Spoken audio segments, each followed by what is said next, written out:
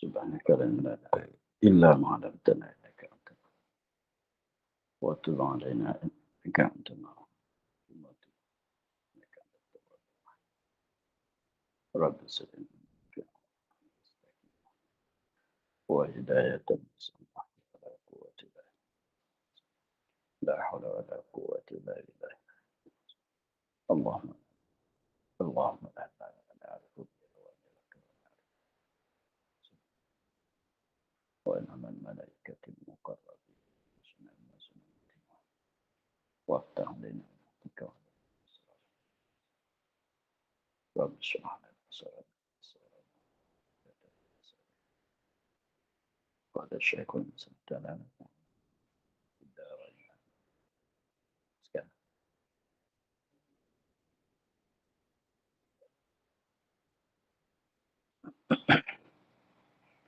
Dan melekan sunat di dalam safar yang harus bagi orang yang berkehendak pergi kepada tempat yang tertentu.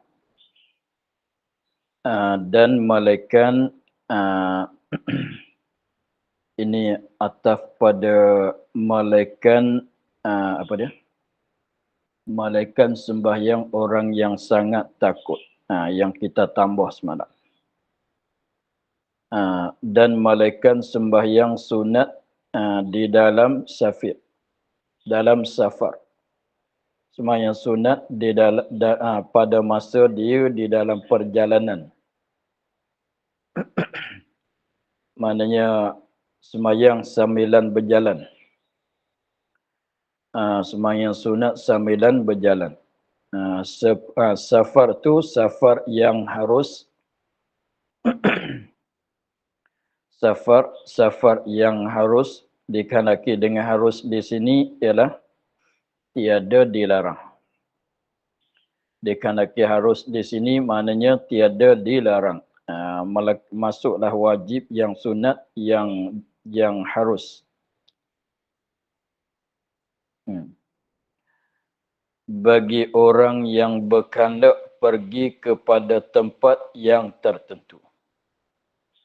Dia berjalan saat itu tuju kepada tempat yang tertentu. Dia tahu nak pergi ke mana tu dia tahu. Ini dua syarat. Dua syarat seperti lagi akan datang. Di sini dia katanya safar tu safar yang harus. Lagi pulanya safar dia tu dia dah tahu dia nak pergi ke mana. Kalau orang hanyut tak tahu nak pergi ke mana tu, maka tak boleh nak sembahyang sunat di dalam safar. Hukum dua-dua ini sama masalah nak qasar dan nak jamu. Dua-dua sini maknanya safar yang harus, lagi pulanya dia nak pergi ke mana tu dia dah tentu, dia tahu kata dia nak pergi ke mana.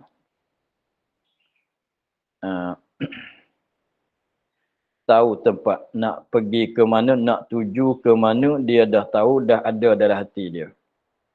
Walaupun dia tak tahu jalan. Nanti sampai sekejap dia tanya orang. Nanti sampai cepat dia tanya orang. Walaupun dia tak tahu jalan, nak pergi ke situ sekalipun. Tapi dia dah tahu. Dia nak pergi ke mana. Tujuan dia tu di mana. Dia dah tahu. Walaupun dia tak tahu jalan. Jadi nak kena ada tanya orang lah. Jalan nak pergi situ ke mana-mana atau nak kena pakai alat sekarang tu. GPS sekalipun. Jadi maknanya kalau nak sembahyang sunat tu boleh apabila ada dua syarat ini. Tetapi kalau nak qasar jamu' pun kena tengok sampai dua marhalah ke tidak. Tapi kita tak ada nak cakap masalah qasar jamu' lah, masalah sembahyang sunat.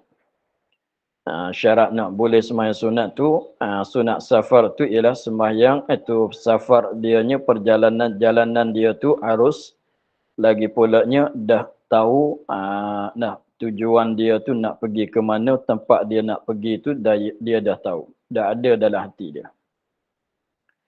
Dan jika ada safarnya itu tiada lanjut sekalipun, tiada panjang sekalipun, tidak jauh sekalipun. Tidak lanjut, tidak jauh sekalipun. Maknanya tak sampai 2 marhalah sekalipun. Tak sampai 2 marhalah, maknanya kalau nak qasar jamak tu tak boleh lagi. Seperti dia keluar daripada rumah dia nak pergi kepada tempat yang dia bekerja. Rumah dia dengan tempat yang dia bekerja tu tak jauh sangat. 10 minit sampai masalah. Setengah jam sampai. Maka itu pun dah boleh sembahyang sunat safar. Tapi nak qasar jamak tu tak boleh. Jadi maknanya perbezaan di antara harus sembahyang sunat safar dengan harus qasar jamaknya perbezaan di sini. Jadi nak qasar jamak tu syarat tambahan satu laginya perjalanan itu safar, perjalanan tu perjalanan yang jauh 2 marhalah ke atas. Maknanya 88 ke atas, 88 kilometer ke atas. Tetapi untuk nak solat sunat safar ni tak mesti sampai 2 marhalah. Di situ tempat berbeza. Adapun safar yang harus sama disyaratkan pada kedua-dua. Tahu maksud nak pergi itu walaupun atas jalan ijmal sekalipun,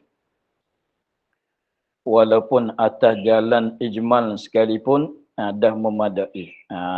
Itu nak qasar pun begitu. Nak sembahyang sunat pun begitu. Walaupun dah tahu kata nak pergi ke mana. Walaupun atas jalan luas-luas sekalipun. Macam kita kata nak pergi mana? Nak pergi ke Indon. Kalau tanya Indo tu kat mana? Tak tahu lagi. Sebab tu luah nak pergi ke mana? Nak pergi ke Indon. Maka Indo itulah di mana? Tak tahu lagi. Kampung mana, kawasan mana, wilayah mana sekalipun tak tahu. Itu dah memadai. Dia katanya dah tahu tempat tujuan. Walaupun kalau orang tanya wilayah mana, kawasan mana, nama rumah berapa, hotel mana, tak tahu. Itu dah memadai untuk nak qasar dan jamak dan untuk nak apa dia? Nak solat safar tu dah memadai. Itu maknanya dan jika ada safarnya itu tiada lanjut, iaitu tiada jauh, tiada panjang sekalipun, maknanya walaupun tak sampai 2 marhalah kalau nak qasar jamak tu tak boleh lagi. Tapi solat sunat safar tu dah boleh. Maka fahamnya dia katanya maka tiada disyaratkan padanya menghadap kiblat. Faham daripada kata malaikat sana itu. Sunat musafir kita sembahyang dalam masa perjalanan, sembahyang sambil jalan, sambil bergerak. Maka tiada disyaratkan padanya pada sembahyang sunat safar itu menghadapkan kiblat. Maknanya sembahyang dengan tak menghadap kiblat tu tak disyaratkan untuk orang yang sembahyang sunat safar. Bukan kata dimaaf. Kalau kata dimaaf tu maknanya jadi syarat. Adapun di sini tak disyarat di awal lagi. Tak disyarat di awal lagi. Maknanya apabila kata tak disyarat, tak kena kata dimaaf dah lah. Kenapa tiada disyaratkan padanya menghadapkan kiblat? Kerana diluaskan pada sembahyang sunat. Kerana dibebaskan pada sembahyang sunat. Sebab sembahyang sunat ni lebih luas, lebih bebas daripada sembahyang fardu. Tengok. Kerana diluas pada sembahyang sunat. Jadi mana luas tu maknanya bebaslah sikit daripada sembahyang fardu. Tengok, kerana diluaskan ni lah, kerana itulah, kerana diluas ni, dia harus sembahyang duduk dengan ketiadaan uzur. Orang kuasa berdiri, tapi dia nak solat dalam keadaan duduk tu, boleh. Bukan sekadar duduk, kalau mengiring pun boleh, walaupun dia kuasa duduk. Tu nak cerita katanya sembahyang sunat tu diluaskan. Maknanya lega lah sikit. Nak sembahyang sunat tak mesti berdiri, duduk pun boleh. Nak sembahyang sunat safar tak menghadap kiblat pun boleh. Kita nak menghadap kita nak berjalan ke arah mana, arah itulah kita menghadap. Maka harus bagi orang yang musafir, safar yang harus itu, maka harus bagi orang yang musafir, safar yang harus, bukan safar maksiat.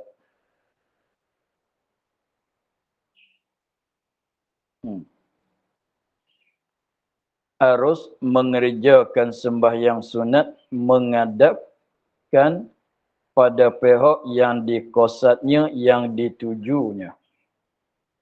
Ia nak jalanan dia tu hadap ke mana, ke situlah kiblat dia. Kira katanya kalau dia nak menghadap ke jalan, ikut jalan, ikut jalan yang dia nak berjalan. Sama ada ia berjalan kaki atau berkenderaan. Jadi maknanya boleh dia sembahyang ikut, jadi menghadap kepada pihak yang dia nak tuju tu, mudah katanya jalan tu mengikut jalan dia. Menghadap ke sebelah mana, ikut jalan dia. Kalau jalan dia akas sebelah lain daripada sebelah kiblat sekalipun, menghadaplah. Apa tu katanya nak dalam musafir dia tu dia berjalan kaki ke, artinya berkenderaan. Kereta motor sekarang pun ialah. Kerana Nabi SAW adalah adalah ia. Nak tambah ia. Adalah ia sembahyang sunat di atas kenderaan di dalam safar. Kerana Nabi sendiri ada buat. Adalah ia, ya Nabi sembahyang sunat di atas kenderaan. Di dalam safar. Ia menghadap kepada pihak yang dikosatnya. Dia tak menghadap kiblat, dia menghadap kepada pihak yang dia kosat, yang dia nak tuju. Nak tuju ke arah mana, sebelah itulah kita. Ke situlah kita menghadap. Kalau berbetulan dengan kiblat, kiblat tak berkebetulan dengan kiblat pun tak mengapa. Sebab tak disyarat. Jadi tadi itu dia katanya sama ada ia berjalan kaki atau berkenderaan. Dia berjalan kaki pun boleh sembahyang sunat. Safar dia berkenderaan boleh sembahyang sunat safar. Itu hukum yang tetapnya begitu. Sama ada ia, sama ada apa dia? Sama ada mana? Sama ada ia berjalan kaki atau berkenderaan. Hukum yang tetapnya begitu. Safar perjalanan dia tu perjalanan kaki, artinya kenderaan. Kenderaan darat, udara, laut pun sama. Kenderaan yang zaman dulu, kenderaan yang zaman sekarang sama.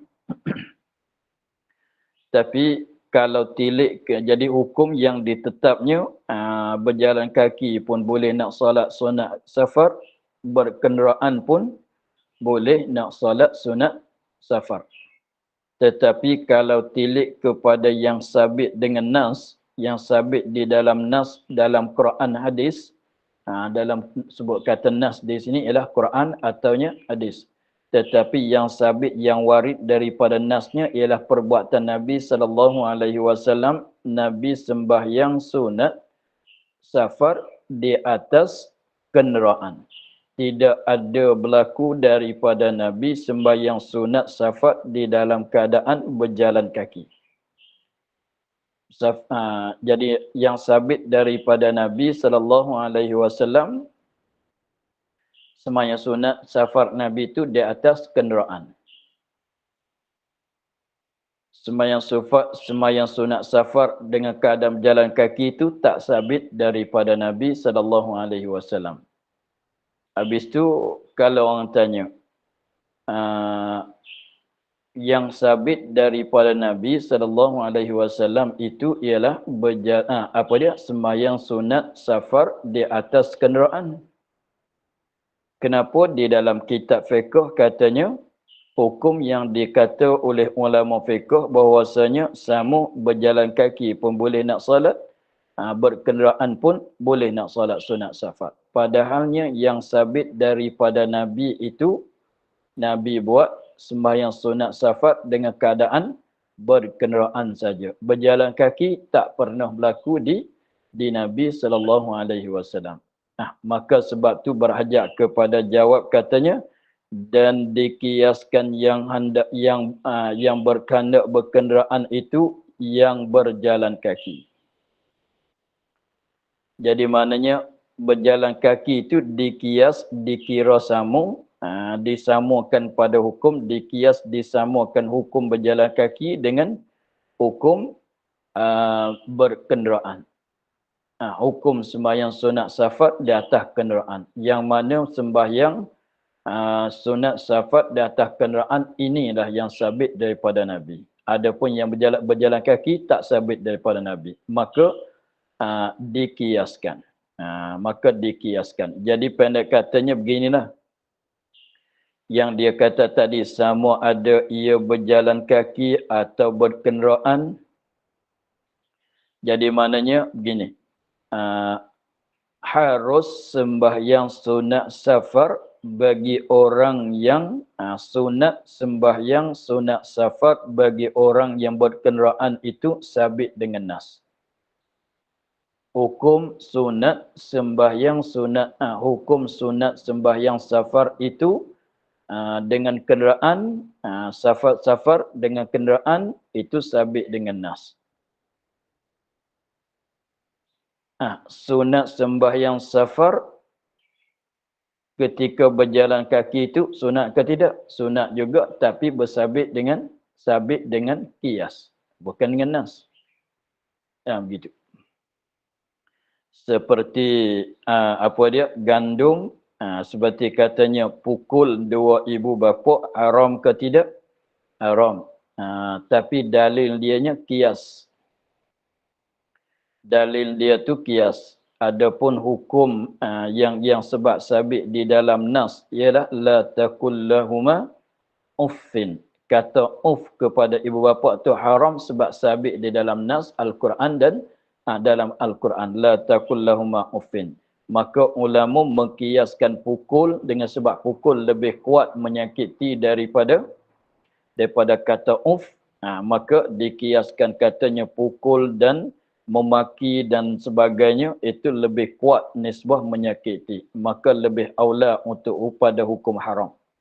Jadi maknanya kata uf haram, hukum kata uf kepada ibu bapa tu haram sabit dengan nas. Hukum haram memukul, memaki akan ibu bapa itu haram sabit dengan qiyas, bukan sabit dengan nas. Tapi kita tak tilik di situ hukum haram sama lah. Apabila kita bercakap kata pun haram, pukul pun haram, memaki pun haram kalau kita tak tilik kepada dalil. Tetapi kalau kita tilik pada dalil, kata tu tak sama dengan pukul. Maknanya tak sama bukan kata nisbah dosa tak dosa. Maknanya tak sama nisbah dalil dia. Dalil tu tak sama. Hukum tu sama. Dalil tu tak sama. Dalil haram ialah nas. Ayat yang tersebut tadi. Dalil haram memukul dan memaki ialah qiyas. Tu. Dalil tu tak sama. Adapun hukum tu ialah semuanya haram. Bila. Maka sama juga di sini. Berjalan kaki kenderaan hukumnya sama. Sunat Kan? Safar dengan jalan kaki, safar dengan kenderaan, hukumnya sama, sunat sembahyang kedua-dua pada dua kelakuan. Tetapi tak sama nisbah dalil. Tetapi tak sama nisbah dalil. Hukum tu sama lah, tapi dalil tak sama. Sunat berjalan, sunat sembahyang safar dalam keadaan berjalan kaki itu sabit dengan qiyas. Sunat sembahyang sunat safar dengan keadaan berkenderaan itu sabit dengan nas. Nas tu ialah Quran atau hadis Nabi. Hadis Nabi itu perbuatan Nabi atau perkataan Nabi ataunya takrir Nabi.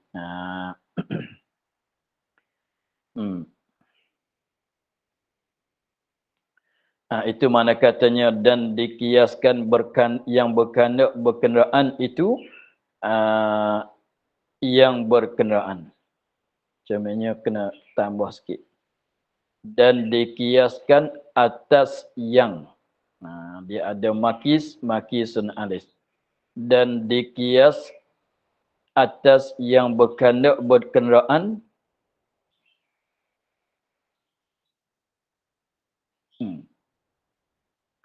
Itu kias yang berjalan kaki. Jadi kias tu untuk nak samakan pada hukum.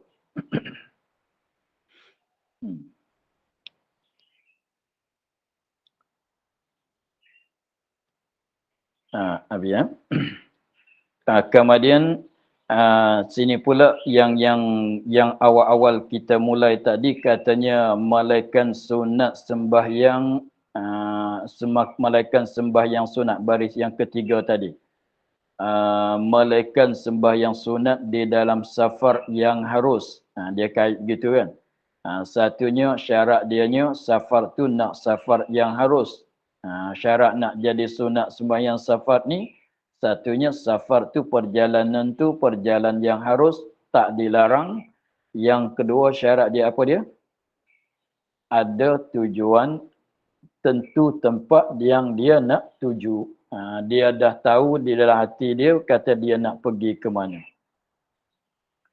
Maka sekiranya kalau tidak harus safar tu haram, boleh ke tidak? Kita faham daripada tadi macam mana? Nak boleh tu syaratnya safar tu safar yang harus. Nak boleh nak jadi sunat tu syaratnya kena tahu tujuan. Maka di sini nak sorehkan yang tadi. Adapun ini nak sorehkan, nak jelaskan, nak menjelaskan, musarehkan pada yang kita faham daripada kata yang harus bagi orang yang berkehendak pergi kepada tempat yang tertentu. Di sini kalau dia tak kata adapun orang yang maksiat dengan safarnya atau orang yang tiada mengqasadkan tu, kalau dia tak cerita di sini pun kita dah faham dah tadi kan. Dah faham dah daripada kata safar baris yang ketiga tadi safar yang harus tu sunat tu bagi orang yang berkehendak pergi kepada tempat yang tertentu. Kita faham pun katanya kalau tak cukup dua syarat tu tak sunatkan sembahyang. Maka sini dia jelas. Itu panggil sarah, musarahkan. Nak sarah, nak jelaskan yang difaham. Di sini nak dia musarahkan akan yang difaham daripada kata yang harus bagi orang yang berkehendak. Tapi maknanya kalau dia tak sebut kita dah faham. Itu makna kata disorehkan. Disorehkan, dijelaskan. Dia benda ni ada kalanya kita tahu dengan sebab soreh, sebab ia jelas. Ada kala kita tahu dengan sebab ambil faham. Tengok dia katanya safar yang harus. Kita faham macam mana? Kalau tak harus tak sunat lah. Itu maknanya kita tahu sebab kita ambil pada mafhum dia. Maka dia dalam ibaratnya dalam Quran dalam hadis dia ada mantuk, ada mafhum. Jadi katanya sunat safar yang harus. Kalau harus boleh solat. Jadi maknanya cuba tengok baris yang ketiga, kita nak cuba-cuba tengok baris yang tiga, dia katanya di dalam safar yang harus yang mantuk tu makna ikut yang dia sebut. Maknanya kalau harus sunat lah. Kita faham gitu kan? Kita kata kalau safar tu harus sunat lah. Itu mantuk dia panggil. Kita ambil daripada mantuk. Kalau harus, sunat lah. Tu mengikut bentuk yang dia kata. Kalau harus, sunat lah. Itu mantuk. Sebaliknya, mafhum. Sebaliknya, mafhum mukhalafah. Sebaliknya, jika safar itu tidak harus, kalau safar itu tidak harus, kita ambil yang sebalik. Itu panggil mafhum. Nah, kalau safarnya tidak harus, hukumnya tak sunat. Tak sunat tu mafhum. Gitu. Sunat kalau harus, itu mantuk. Tak sunat kalau haram, itu mafhum. Dia panggil. Jadi ada kedua-dua tu. Ada mantuk, ada mafhum. Saja nak bagi biasa dengar. Belajar dalam tinggi-tinggi dalam ilmu usul fiqh tu adalah mantuk mafhum. Barangkali kita berjumpa ni nak bagi biasa dengar. Maka di sini dia katanya mana? Adapun orang yang maksiat. Ini apa ni? Yang kita faham tadilah, yang mafhum daripada kata yang harus itu tadilah. Kalau dia tak sebut di sini pun kita dah tahu kan. Kita dah faham. Tapi sebut juga itu panggil sarah dengan mafhum. Jelas dengan yang sudah dipaham. Nah. Adapun orang yang maksiat dengan safarnya, maknanya berdosa, maknanya dengan sebab dilarangkan safir. Adapun orang yang maksiat yang berdosa dengan safarnya sebab dia pergi tujuan nak berjudi, nak bercuri, nak minum arak. Atau orang yang tiada mengkosakkan tempat yang tertentu.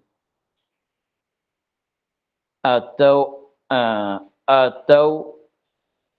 orang yang tiada mengkosakkan tempat yang tertentu.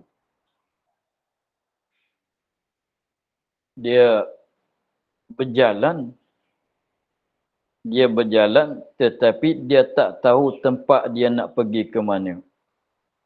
Macam orang hanyut, dia panggil hail, orang hanyut. Kira pagi macam orang tidak ada rumah. Kira pagi dia seolah kata angin puput ke mana, dia pergi ke situ. Memanglah tidak dipuput dia angin pun. Tapi seolah katanya macam bulu ayam ni. Angin puput ke mana, pergi ke situ. Puput ke sana, puput ke sini. Jadi tidak ada tujuan tempat yang dia tuju yang tertentu, tidak ada. Begitu juga masalahnya begini. Tak tahu tempat nak pergi. Suami itu dia kata, suami itu nak pergi kepada suatu tempat. Suami itu,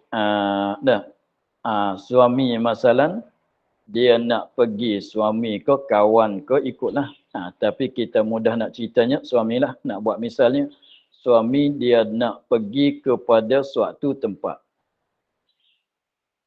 Lepas tu nak pergi seorang, rasa tak sedap.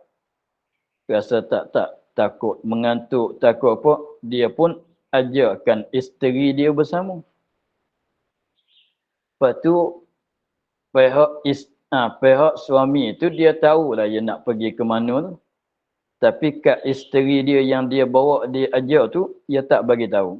Mari kita pergi. Mari kita keluar. Tu isteri tanya, keluar kat mana? Kau ikut saja. Kau ikut saja. Teman saja. Jangan tanya nak pergi ke mana, jangan tanya. Dia cakapnya begitu. Isteri pun bersama dia.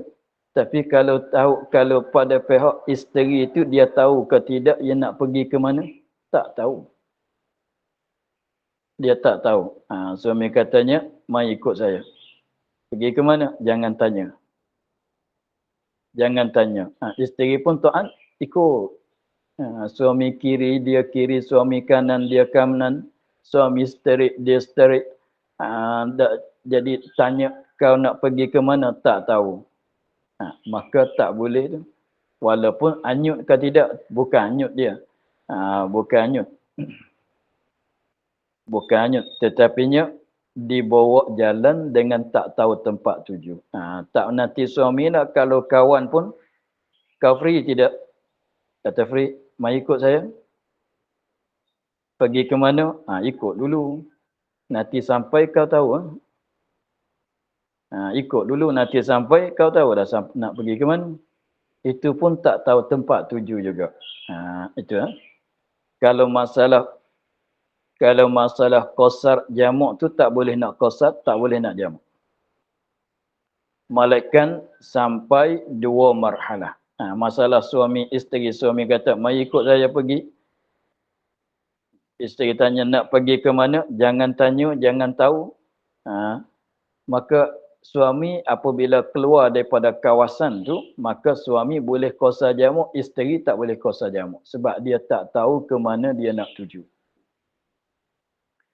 Lepas tu, tak boleh nak qasar jamak, tak boleh nak qasar jamak, melainkan perjalanan itu dah lebih daripada 2 marhalah, lebih pada 88. Kalau pergi tak sampai lagi, pergi jalan-jalan tak sampai, tengok kilometernya dah lebih daripada 88, maka pihak isteri itu barulah boleh qasar dan jamak.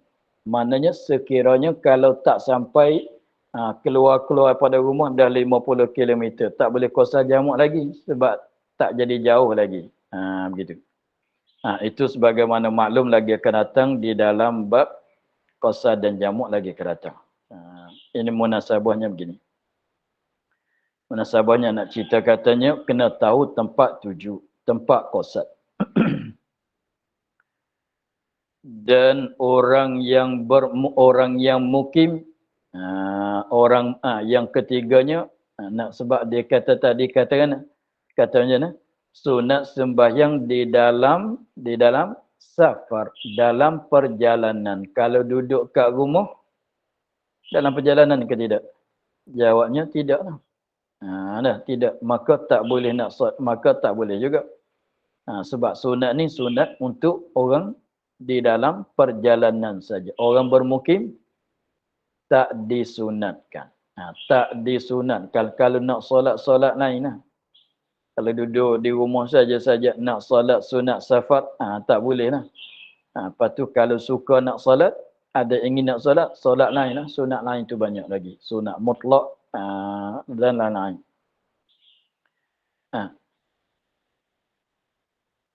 Maka semua tadi, orang yang maksiat, orang yang tiada mengqasarkan tempat yang tertentu, dan orang yang bermukim, tiga-tiga rupa yang tersebut tu tiada harus baginya mengerjakan sunat.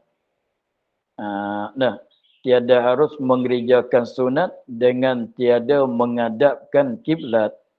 Sunat safar tak jadi, lagi pulanya nak sembahyang sunat kena menghadap kiblat. Sembahyang sunat tak menghadap kiblat tidak sah. Sunat safar tak jadi, lagi pulanya kalau sunat lain pun kena menghadap kiblat. Maka sunat safar tadi tu niat macam itulah. Usalli sunnatas safari rak'ataini, sajaku sembahyang sunat safar 2 rakaat. Begitu.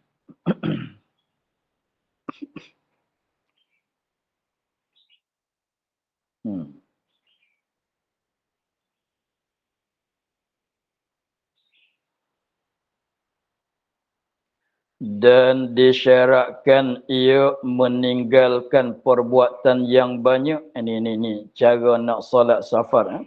Sebab kita maklum solat sunat safar ni solat sambilan pergi, samalan bergerak, samalan berjalan. Kalau berjalan, begitu.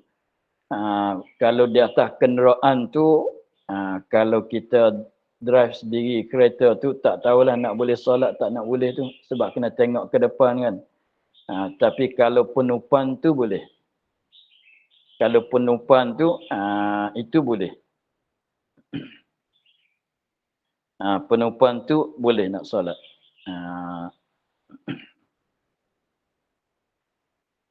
Tengok. Jadi setengah daripada syarat nak sah solat sunat safarnya, dia katanya dan disyaratkan ia meninggalkan perbuatan yang banyak. Jangan buat perbuatan yang banyak yang tidak berhajat. Yang tak berhajat. Tapi kalau semuanya dalam berjalan, kena berjangkah kaki itu biasalah. Itu tak mengapalah di situ. Yang lain-lain lagi tu kita katanya berjalan tapi sambilan buat pusing tangan sambilan jalan, itu tak boleh lah buat gitu. Tapi berjalan tu bergerak juga kan. Itu tak batal sebab kalau tak berjalan tak sampailah kita. Gitu. Disyaratkan meninggal perbuatan yang banyak seperti melarikan kenderaan. Seperti melari gitu. Seperti melarikan kenderaan. Melarikan kenderaan maknanya dia apa dia? Dia kalau orang nak kuda tu dia buat gitu. Buat gitu untuk nak kuda lari cepat tu dia pegang tali, dia buat gitu. Untuk nak kuda dia bertambah cepat, bertambah laju pada lari. Atau dia pegang apa dia biasanya kuda tu kalau orang naik tu dia ada pegang apa dia? Untuk pukul di belakang. Untuk pukul di belakang kuda untuk nak cepat. Apa dia panggil? Tak ingat nama. Dia pegang satu jenis macam tali tu apa dia? Dia pukul kat belakang. Dia pukul kat belakang. Itu tak boleh lah jadi banyak. Banyak tu tak boleh. Sekali berhenti tu boleh. Macam kita solat ni lah. Jadi banyak tu tak boleh. Itu kalau orang di atas kenderaan. Ya.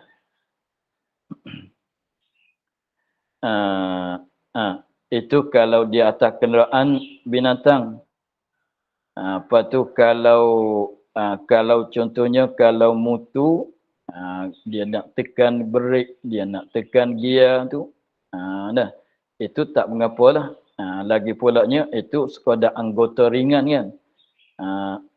Kalau kereta tu nak pusing-pusing tangan, maka itu nak jejak kelas, nak jejak apa dia, itu tak mengapalah sebab tak dapat tidak. Kalau tak buat benda tu tak bergerak pula. Itu masalah kalau berkendara. Dan berlari ni kalau orang sembahyang dalam keadaan berjalan. Berjalan tu kalau lari tu membatalkan sembahyang. Kalau berjalan biasa tu berjangkau biasa tu tidak membatalkan sembahyang. Kalau berlari itu membatalkan sembahyang sebab tak berhajat kepada berlari. Sebab orang nak berjalan lah. Berlari itu membatalkan. Dan menggerakkan kaki dengan tiada hajat. Jadi kalau orang yang duduk di atas belakang kuda masalah, biasa kaki dia tu buat buat begitu kan. Biasa kaki dia tu buat begitu. Lepas tu buat begitu kaki dia dengan tak berhajat. Kalau ada hajat tu hajat untuk nak apa dia? Supaya jadi cergas kuda dia. Kalau tak buat begitu kuda dia berhenti. Kalau tak buat kakinya begitu, kuda kenderaan dia tu apa dia? Berhenti. Dia kena buat begitu untuk kuda dia berjalan. Tapi kalau kuda dia berjalan tak kena buat kakinya begitu, maka sekiranya kalau banyak kali membatalkan. Seperti kita drive kereta tu lah. Kalau nak pijak brek ke, nak pijak kelas ke, nak apa, itu tak mengapa sebab tak dapat tidak kan. Tapi kalau saja-saja nak akak kaki naik turun, tak ada nak pijak apa pun, akak naik turun, membatalkan juga. Begitu.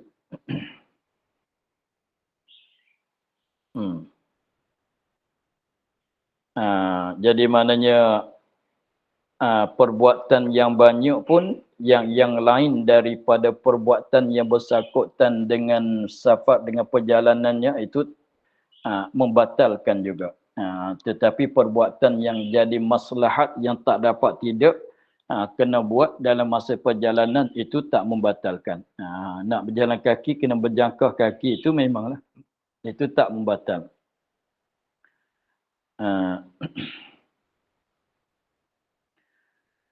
Begitulah. Dan disyaratkan pula jangan menyahajakan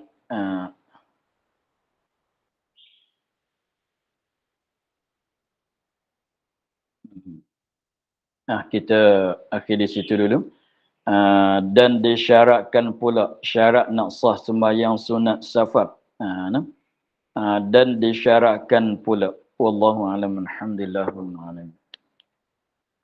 Bismillahirrahmanirrahim. Bismillahirrahmanirrahim. Alhamdulillah rabbil alamin. Wassalatu wassalamu ala asyrafil anbiya'i wal mursalin wa ala alihi wa sahbihi ajma'in. Allahumma iftah lana futuhal arifin wa nawwir qulubana min nurikal karim waj'al amalana khalisatan liwajhikal karim. Allahumma inna nasta'dun kama qara'nahu wa ma hafaznahu ma sami'nahu farabbana alayna wa tahdina subhana rabbika rabbil izzati amma yasifun. Wassalamun ala alhamdulillah. Baba, Assalamualaikum. Assalamualaikum. Terima kasih Baba. Terima kasih Baba. Assalamualaikum. Terima kasih Baba. Terima kasih Baba. Assalamualaikum. Terima kasih Baba. Assalamualaikum. Baba, yang tadi yang melarikan kenderaan tu memecut dengan laju lah Baba ya? Bawa kereta laju-laju. Memecut dia. Tak boleh bawa laju-laju lah ya. Okay. Terima kasih Baba. Itu. Terima kasih Baba. Assalamualaikum. Kita buat nak wedah bagi dia laju, kita pukul tu. Kalau laju tak mengapa, kalau dia laju sendiri tak mengapa. Yalah, kita saja buat memecut kan dengan laju. Terima kasih Baba. Assalamualaikum.